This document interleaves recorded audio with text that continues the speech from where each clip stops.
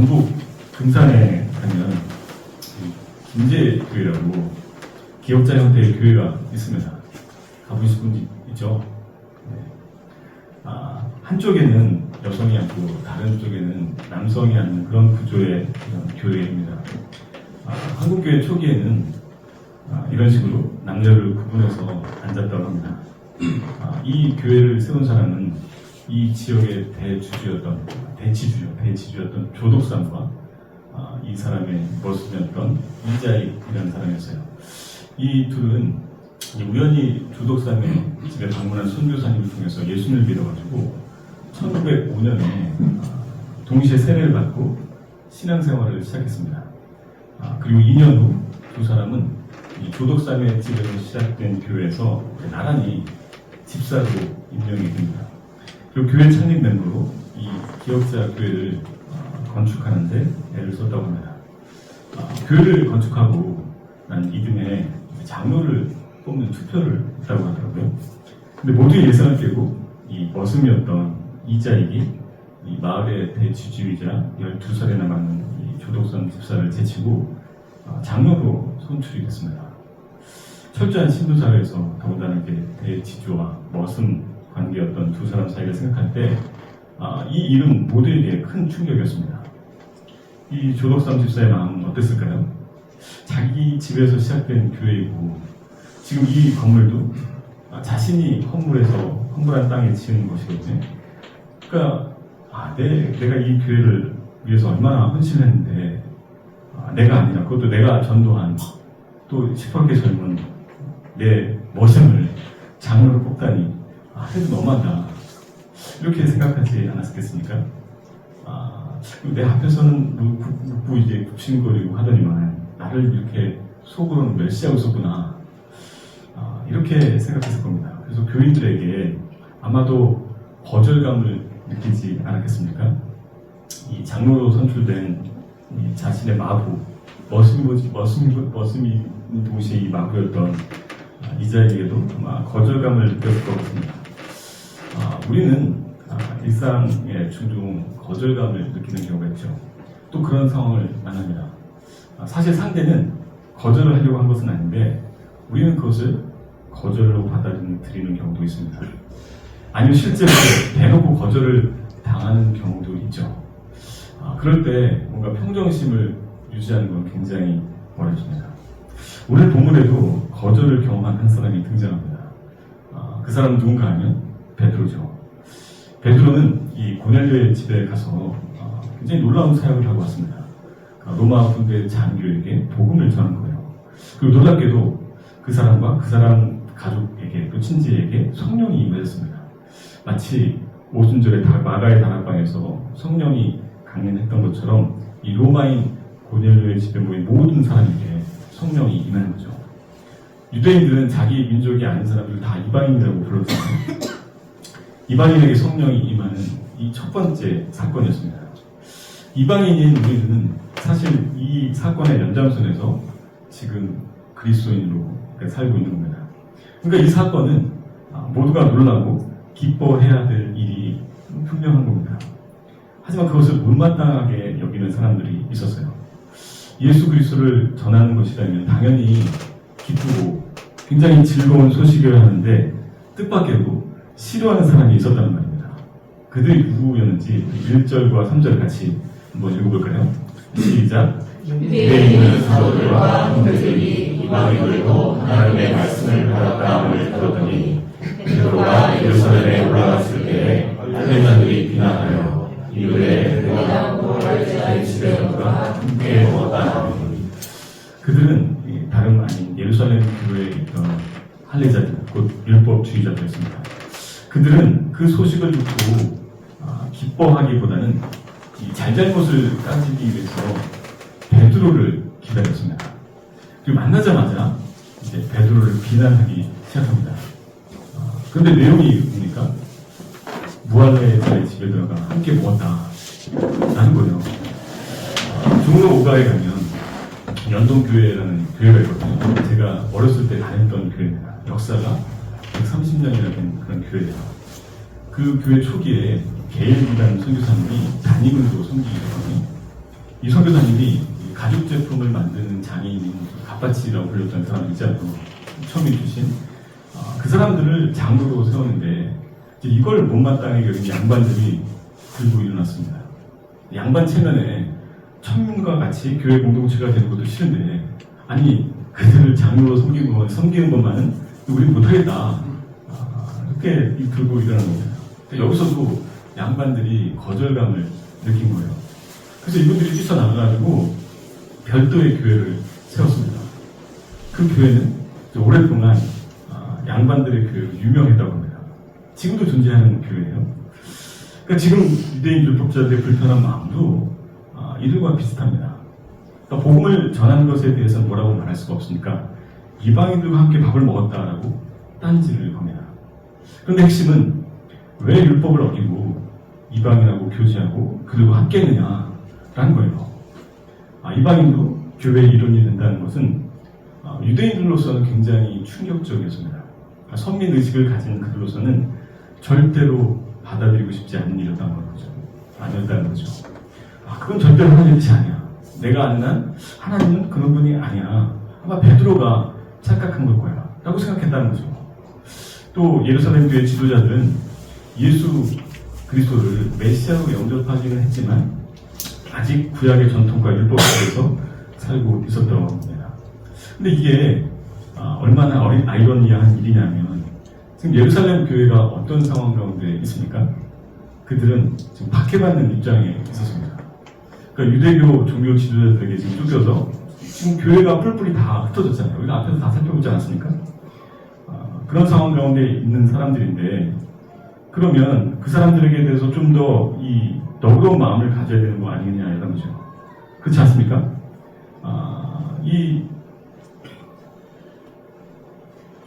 그들 스스로가 유대교 지도자들에게 거절당하고 또 부정당하는 상황이었는데 소외받았던 이방인들, 본인들 소외당했던 이방인들에게는 좀 더 넓은 마음으로 품어주는 게 맞는 것이고 그들의 입장을 이해해 줄 수 있어야 되는 거잖아요. 근데 그건 그거고 이것만은 절대로 안 돼 라고 생각합니다. 참 나쁘죠? 근데 사실 이게 우리의 모습 아닙니까? 내로남불 뭐 이런 얘기 많이 들었고 우리도 많이 하지만 사실 우리가 내로남불인 경우가 많더라고요. 저도 정직하게 말하면 남에게는 너무 엄격하게 그리고 나에게는 너무 너그럽게 생각하고 있더라고요. 매사에 말이에요. 매사에. 그러니까 예수님이 이렇게 말씀하시는 게 당연해요. 어찌하여 형제의 눈 속에 있는 티는 보고 내 눈 속에 있는 들보는 깨닫지 못하느냐. 그렇게 말씀하시는 게 참 당연한가 그렇게 생각이 듭니다. 그럼 이런 반응을 접했던 베드로는 어땠을까요? 굉장히 심한 거절감을 느꼈을 거라고 생각합니다. 베드로는 지금 예루살렘뿐만 아니라 사마리아와 온 유대를 돌아다니면서 사람들에게 복음을 전하고 또 그들을 돕고 섬기다가 지금 예루살렘으로 돌아온 거예요. 지방에서 사역을 마치고 막 교회로 돌아왔는데 거기다 대고 지금 사람들이 막 반기를 든다면 어떻겠습니까? 베드로가 지금까지 얼마나 헌신적으로 교회를 섬겼어요. 그런데 이런 말을 듣는 것은 심한 거절감을 느낄 수 있는 일이죠. 베드로가 누굽니까? 예루살렘 교회의 탑 리더 중 한 명이에요. 그런 율법주의자들의 반응을 어떻게 보면 자신의 권위에 대한 도전으로 생각할 수도 있었습니다. 그는 예전의 베드로가 아닙니다. 초기 교회가 성장하는데 가장 중요한 역할을 한 사람 바로 베드로 아니겠습니까? 그러니까 사도행전의 중심 인물로 계속 등장을 하죠. 그런 베드로가 한 일에 대해서 이렇게 대놓고 도전하면 화가 나지 않겠냐는 거죠. 않겠냐는 겁니다. 아니 지들이 뭐라고 감히 나한테 이렇게 얘기하지? 이렇게 생각할 수도 있어요. 그래서 교회에 베드로를 따르고 지지하는 사람들을 모아서 자기가 얼마나 그 힘이 있는 사람인지 어떤 사람인지를 과시하고 싶은 생각이 들었을지도 모르겠습니다. 베드로는 또 아니 내가 지금 어부 출신이라고 뭐 율법도 전통도 아무것도 모르는 그런 사람이라고 생각하고 저들이 나한테 이러는 건가? 이렇게 지적들 하는 건가? 라고 생각할 수도 있어요. 그렇다면 가만히 있을 수 없겠죠. 거절감뿐만 아니라 열등감을 건드리는 거 아니겠습니까? 정말 이 상황이 굉장히 실망스럽고 당황스러운 일이었다라고 생각합니다. 근데 우리도 이런 상황을 만나는 경우가 많이 있어요. 믿었던 사람들에게 배신을 당하거나 거절감을 느낄 때가 있습니다.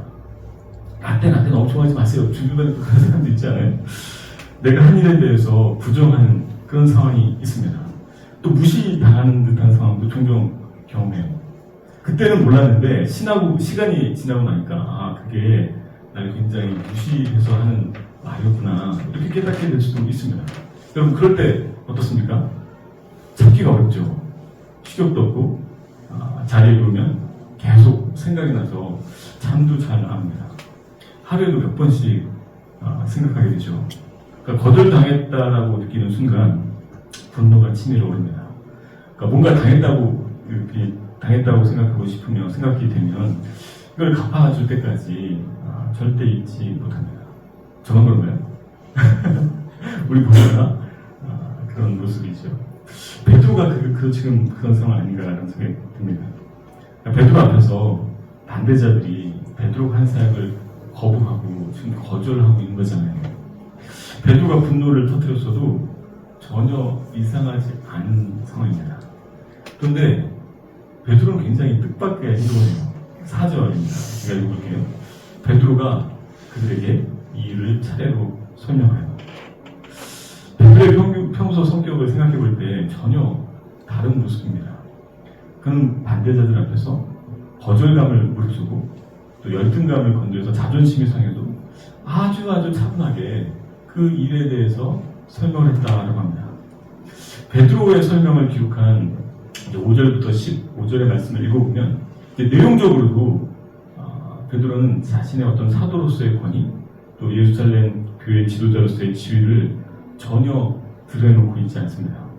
교회 안에서 이 문제의 주도권이 나한테 있다라는 것처럼 말하지도 않아요. 그들의 태도에 불만을 터뜨리거나 분노하지도 않았습니다. 그러니까 교회 리더인 자신을 무시하고 멸시하는 반대자들 앞에서 굉장히 뜻밖의 행동을 한다는 거죠. 베드로는 어떻게 그렇게 차분할 수 있었을까요? 그것은 베드로에게 뭔가 굉장한 확신이 있었기 때문입니다. 그러니까 확신이 있었기 때문에 거절감 속에서도 또 열등감을 느낄 만한 상황에도 굴하지 않고 굉장히 차분하게 자기 이야기를 할 수 있었던 겁니다. 성공적인 비즈니스를 하는 많은 기업들도 사업 초기에는 수많은 이 투자자들에게, 수많은 사람들에게 수많은 거절을 당합니다. 그래도 절대 좌절하지 않는 것은 자기 사업에 대한 확신이 있으면 절대로 좌절하지 않습니다. 그럼 베드로가 가진 이 확신 도대체 어떻게 얻게 된 걸까요? 그것은 하나님께서 베드로를 성령으로 충만하게 해주기 때문에 얻게 된 그런 확신이었습니다. 베드로는요, 성령으로 충만한 사람이었습니다. 그 성령 충만함을 통해서 확신을 얻었다는 거죠. 그럼 도대체 성령 하나님께서 베드로를 어떻게 이끄셨길래 이런 확신을 가지게 됐을까요? 사실 우리가 앞에 10장에서 살펴봤던 것처럼 베드로도 처음에는 하나님의 말씀을 거절했어요. 하나님이 보여주신 환상 가운데 베드로는 어떤 반응을 보였는지 이렇게 5절에서 10절은 이렇게 이야기하고 있습니다. 다시 한번 읽어볼까요? 시작. 이르되 내가 율바시에서 기도할 때에 황홀한 중에 항상 보니 큰 도자기 같은 그릇이 내게 되어 하늘로부터 내려 내 앞에까지 들이었음을 이것을 주목하여 보니 땅에 내려갈 가는 것과 들짐승과 기는 것과 공중에 많은 것들이 보이더라. 또 들이 소리에서 내게 이르되 베드로야 일어나 잡아먹으라 하거늘 내가 이르되 주님 그럴 수 없나이다. 속되거나 뜻하지 아니한 것은 결코 내 입에 들어가는 일이 없나이다 하니 또 하늘로부터 두 번째 소리에서 내게 이르되 하나님이 깨끗하게 하시는 것을 내가 속되다가 성취하라 하라. 이런 일이 새로운 있으므에 모든 것이 다시로 끌려 올라가라. 그러니까 잡아먹으라는 주님의 목소리에 베드로가 뭐라고 지금 얘기하고 있습니까? 주님, 그럴 수 없나이다 라고 답했습니다. 그러니까 하나님의 명령을 거절합니다. 그것도 3번이나 거절했어요. 어른이 되면 대부분 극복하지만 어릴 때는 보통 혐오 음식들이 있습니다. 어렸을 적 저의 혐오 음식은 뭐였냐면 보신탕이었어요. 보신탕. 그걸 먹는 건 죽기보다 싫었던 그런 기억이 있습니다. 베드로에게 또 유대인들에게는 레위기 11장에 나오는 짐승들은 절대 먹을 수 없는 그런 혐오 음식들이거든요. 그건 지금도 마찬가지입니다. 율법에 따라서 먹을 수도 있고 또 그렇게 준비된 음식을 히브리 말로 코셔라고 부릅니다. 이스라엘 이 정통파 유대인들은 지금도 그 음식법에 따라서 음식을 가려 먹습니다. 그만큼 철저하게 유대인의 문화와 전통을 고수하려는 거죠. 그것이 하나님 말씀에 순종하는 것이다 라고 생각하기 때문입니다. 그런데 하나님께서는 갑자기 베드로를 비롯한 모든 유대인 크리스천들에게 이 장벽을 넘어서라는 겁니다. 그들이 이 문화 장벽을 넘어서야 복음이 이방인에게도 전해질 수 있기 때문이죠. 그래서 하나님께서는 어떻게 하셨습니까? 11절, 14절을 같이 한번 읽어볼게요. 시작. 마침 세 사람이 내가 유숙한 집에 소에 숨어 있으니 나사렛에서 내게로 보낸 사람이라. 성령이 내게 명하사 아무 의심 말고 함께 가라 하시매 이 6 형제도 나와 함께 가서 그 사람의 집에 들어가니 그가 우리에게 말하기를 천사가 내 집에 서서 말하되 내가 사람을 보내어 베드로라 시몬을 정하라. 그가 너와 내 온 집이 구원받을 말씀을 내게 이르리라 함을 보았다 하거늘. 하나님이 이 일을 굉장히 주도적으로 이끌어 가시는 것을 우리가 이 본문 구절에서 알 수 있습니다. 하나님의 어떤 철저한 계획 속에 일사천리로 진행된 일이다라는 거예요. 베드로도 환상을 볼 때는 이것이 하나님의 어떤 뜻인지 무슨 이야기인지 사실 잘 알 수가 없었습니다. 하지만 하나님의 분명한 말씀을 듣고 나선 순종을 결단해요. 그리고 순종의 걸음을 한 끝에 이방인에게 구원을 주시려는 하나님의 분명한 뜻을 알게 되었습니다. 이방인 고넬료에게도 하나님이 그렇게 동일하게 말씀하셨다는 것을 알게 되었기 때문이죠. 그래서 하나님의 의도가 무엇인지 분명히 깨닫게 되었습니다. 베드로가 자기 생각의 틀을 깨고 문화 장벽을 넘어서 하나님의 관점으로 이제 보기 시작하자 새롭게 알게 된 거예요. 그리고 그때서야 비로소 하나님께 어떠한 뜻이 있는지 베드로가 분명히 정확하게 이해하게 된 겁니다. 우리도 마찬가지입니다. 성령님은 우리가 원하지 않는 또 하고 싶지 않은 길을 가도록 주도적으로 이끌어 가실 때가 분명히 있습니다. 그건 이해되지도 않고 거절하고 도망하고 싶은 일일 수도 있어요. 하지만 잊혀지지 않고 계속 마음에 부딪혀오고 마음에 부담이 되고 그럴 때가 있지 않나요? 그렇죠? 그렇다면 그 이끄심에 그 말씀에 순종해야 될 줄 믿습니다. 그게 가장 지혜로운 반응이에요. 근데 거기에는 결단이 필요합니다. 그냥 그게 쉽게 되지 않아요. 하지만 그런 순종의 결단과 순종의 반응이 나를 변화시킬 뿐만 아니라 나를 통해서 수많은 사람들이 변화되는 그런 놀라운 시작이 된다는 겁니다. 하기 싫고 힘든 일일수록 뭔가 마음이 계속 해야 된다는 부담감이 생긴다면 그것이 성령의 이끄심이다 라는 것을 확신하십시오. 베드로가 성령의 인도하심에 순종을 결단할 때 베드로는 지금까지 넘사벽이었던 이 문화의 장벽을 넘어섰습니다. 그리고 성령 충만함은 우리에게 장벽을 넘어서게 합니다. 다시 말합니다. 성령 충만은 우리에게 장벽을 넘어서게 합니다. 이것이 베드로가 가진 첫 번째 확신이었어요.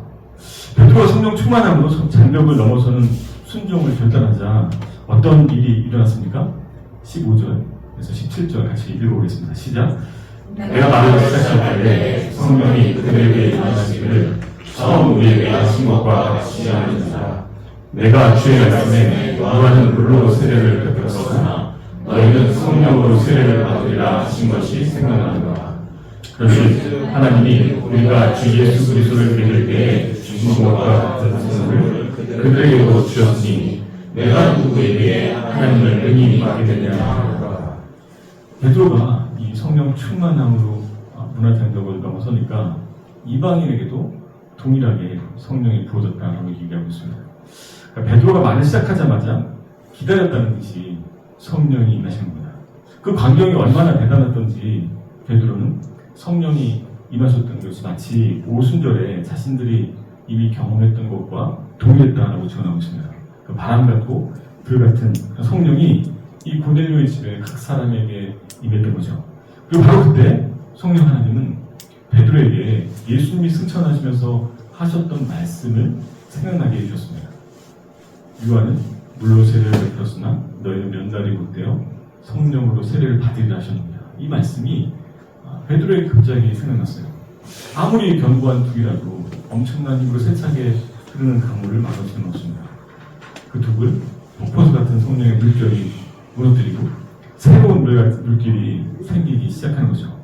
그때 생각나게 하신 그런 예수님의 말씀은 예수님의 약속이 유대인들에게만 한정된 것이 아니라 이방인들에게 모든 민족에게 해당되는 것을 알게 된 겁니다. 이 성령의 강력한 역사는 이렇게 복음을 유대인에게서 이방인으로 확산시킵니다. 여러분 이것이 베드로가 한 일입니까? 그렇지 않죠.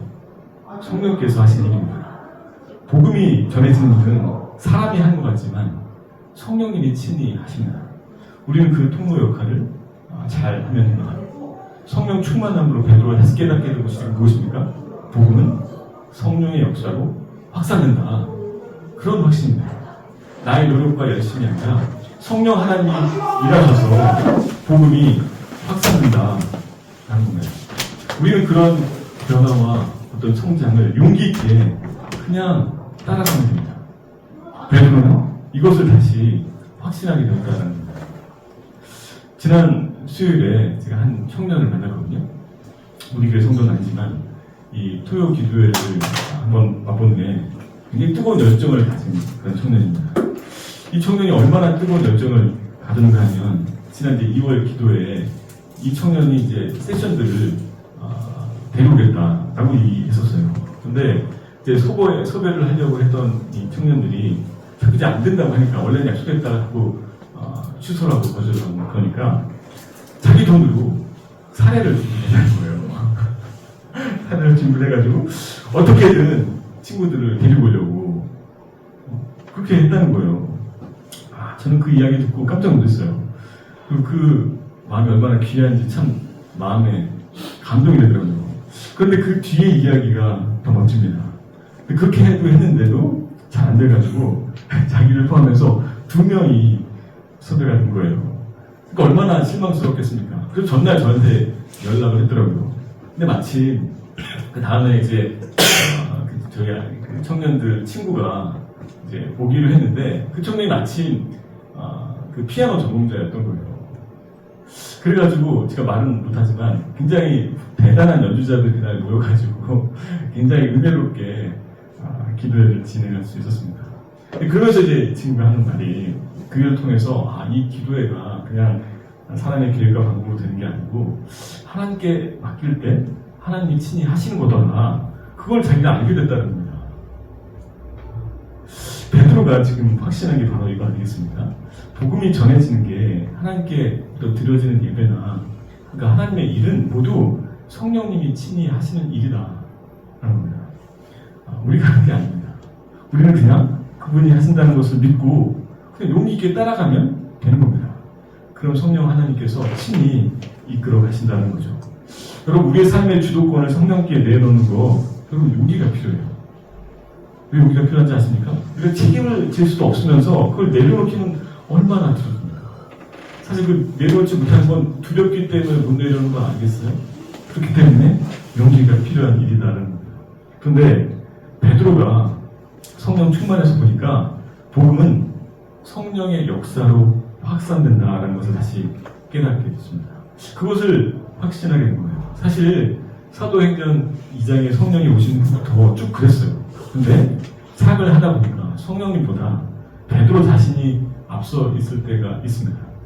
근데 이 사건을 통해서 성령 하나님께서 친히 이끄시는 사건이라는 걸 다시 한번 확인하게 되니까 베드로가 생각이 다시 달라지는 거죠. 다시 새롭게 되는 겁니다. 15절에도 베드로가 말을 시작하자마자 성령이 임하셨다라고 했잖아요. 그러니까 성령의 임하심은 뭔가 베드로에게 달린 것이 아니라 전적으로 성령 하나님께 달린 일이다라는 거 아니겠습니까? 뭔가 베드로가 말을 다 끝내고 난 다음에 성령이 임하셨다면 베드로가 자기 역할이 있구나 이렇게 생각했을지 모르겠는데 베드로가 말하자마자 성령이 임하셨다는 건 성령 하나님께서 주도적으로 이 상황을 이끌어 가시는 분이다라는 걸 다시 한번 알려주신 거다라고 생각할 수 있습니다. 복음을 받아들이는 것 역시 성령이 친히 하시는 일이에요. 베드로는 이 사실을 다시 확신합니다. 그래서 성령의 역사는 그 복음을 확산하게 한 겁니다. 베드로가 두 번째 갖게 된 확신이죠. 그런 후에 어떤 일이 있었는지 18절 마지막 절인데 같이 한번 다시 읽어보겠습니다. 그들이 이 말을 듣고 잠잠하여 하나님께 영광을 돌리되 그러면 하나님께서 이방인에게도 생명 얻는 회개를 주셨도다 하니라. 그러니까 베드로의 차분한 설명에 기세등등했던 율법주의자들이 여기 말씀을 보면 잠잠하여 하나님께 영광을 돌렸다라고 합니다. 그게 무슨 말인가 하면 베드로의 이야기를 들어보니까 이 일이 성령 하나님께서 교회를 통해 하시는 일이다 라는 것을 그들이 인정하고 확신했다 그런 말입니다. 그러니까 그들은 베드로 역시 자신들과 굉장히 동일한 입장이었다는 것을 베드로의 설명을 통해서 잘 알아들었어요. 그런데 성령 하나님께서 베드로로 하여금 장벽을 넘어서게 하셨고 또 성령 하나님께서 일하셔서 이방인들에게도 복음이 확산된 것이구나 라는 것을 알게 되었습니다. 이것을 듣고 이 일이 하나님께서 하신 일이구나 라는 것을 확신하게 되었다는 겁니다. 이 일이 성령 하나님께서 교회를 통해서 하신 일이라면 이것은 베드로에게만 주어진 일이 아니에요. 예루살렘 교회 공동체도 이제 함께 감당해야 될 그런 일입니다. 그러면 그들도 베드로가 예수님의 말씀을 기억했던 것처럼 예수님의 말씀을 기억했을 수 있습니다. 그 어떤 말씀인가 우리가 읽었던 사도행전 1장 8절의 말씀이죠. 제가 읽을게요. 오직 성령이 너에게 임하시면 너희가 권능을 받고 예루살렘과 온 유대와 사마리아 땅까지 이르러 내 증인되리라 하십니다. 이 말씀에서 분명히 땅끝까지 이르러라고 말씀하셨는데 그들은 지금까지 이 말씀을 오해하고 있었어요. 어떻게 오해하고 있었냐면 아마도 그들은 유대인 중심으로 생각을 해서 예루살렘과 유대와 사마리아와 땅끝을 유대인이 어떤 거주하는 그런 공간으로 이해했었는지 모르겠습니다. 그런데 이제는 이 말씀이 모든 민족 또 모든 언어에 대한 말씀이라는 것을 정확하게 이해하게 됐다는 겁니다. 이것을 이해하고 확신하게 되니까 지금까지 그들이 고소하고 붙들고 있었던 것을 내려놓게 된 겁니다. 그리고 이제는 교회가 해야 될 일이 무엇인지 확신하게 됩니다. 이렇듯 성령 충만은 교회가 해야 될 역할에 대해서 확신하게 됩니다. 이게 바로 베드로가 가진 세 번째 확신이었습니다.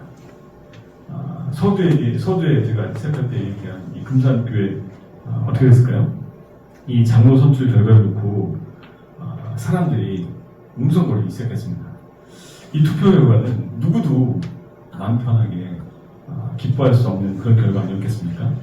이 대지주였던 조덕선 집사가 거절감으로 많은 상처를 받아가지고 교회를 혹시라도 뛰쳐나가기로 한다면 교회는 그냥 두쪽 난 거죠. 그런데 그때 이 조덕선 집사가 발언권을 얻어가지고 이렇게 말했대요. 왜 그렇습니까? 이 결정은 하나님이 내리신 결정입니다. 우리 금산교회 교인들은 참으로 훌륭한 일을 해냈습니다. 저희 집에서 일하고 있는 이자익 집사는 저보다 신앙의 역사 대단합니다. 나는 교회 결정에 순종하고 이자익 장로를 받들어 열심히 교회를 섬기겠습니다. 이후 이자익 장로는 집에서는 머슴으로 그리고 교회에서는 장로로 훌륭하게 이 교회를 섬겼다고 합니다. 그리고 2년 후에 이 장로가 된 조독선 장로의 후원으로 이 이자익 장로님이 평양신학교에 입학해가지고 졸업을 한 다음에 목사 안수를 받았잖아요. 그리고 다시 금산교회로 이 조독선 장로님이 이 이자익 목사님을 청빙을 했다는 거예요. 그래가지고 그 청빙을 한 후에도 이 조독선 장로가 성심을 다해서 깍듯이 그분을 섬겼다는 거죠. 이 이자익 목사님은 장로교육 총회장을 3번이나 여기만 아주 훌륭한 그런 한국교회 지도자로 기록되고 있습니다. 어떻게 이런 일이 있을 수가 있을까요? 이 모든 일이 성령님이 하시는 일이다라는 확신이 있었기 때문이 아닐까요? 양반과 노비를 엄격히 구분하는 이런 문화의 장벽을 넘어서고 성령의 역사로 그 양반과 노비의 차이를 넘어서 복음이 확산되고 또 계속해서 이 화평의 복음을 통해서 하나님 나라를 확장해가는 멋진 교회로 성장해가는 것이 모두 누가 하시는 일이라고요? 성령 하나님이 하시는 일이다라는 겁니다. 그런 일들이 김제 금산교회에서 있었던 일이고 바로 사도행전 11장에 일어난 이 일로 시작된 사건인 줄 믿습니다. 그리고 이 사건이 우리 마실교회에서도 일어나야 될 사건이죠. 사랑하는 여러분, 거절감은 우리를 굉장히 괴롭히는 불병이죠. 나만 괴롭히는 것은 그치지 않고 관계를 파괴한 역할을 할 때도 있습니다. 하지만 그런 거절감 속에서도 흔들리지 않는 그런 방법, 거절당해도 괜찮다라고 할 수 있는 것은 하나님께서 이 모든 일을 주관하고 계신다는 확신입니다. 또 성령으로 충만할 때 얻어지는 이 확신이 있기 때문입니다. 저는 여러분 한 사람 한 사람이 성령으로 충만해지게 되기를 축복합니다. 아멘. 여러분 성령으로 충만하십시오. 아멘. 그래서 성령 하나님 우리의 삶과 공동체를 통해 하시는 일을 보는 눈을 갖게 되시길 바랍니다. 아멘. 성령으로 충만할 때 하나님이 우리의 삶을 또 우리 교회 공동체를 놀랍게 인도하고 계심을 여러분 확신할 수 있게 될 줄 믿습니다. 아멘. 그래서 내가 그래서 누가 뭐라고 해도 내 삶을 이끌어가고 계신 분이 성령님이기 때문에 좌절하거나 여러분 낙심하지 마십시오. 그리고 수많은 거절이나 그런 어려운 가운데서도 포기하지 않고 확신 속에 살아가시게 되기를 축복합니다. 아멘. 성령 충만함으로 확신 속에 사는 저 여러분이 되기를 예수님으로 축복합니다. 아멘.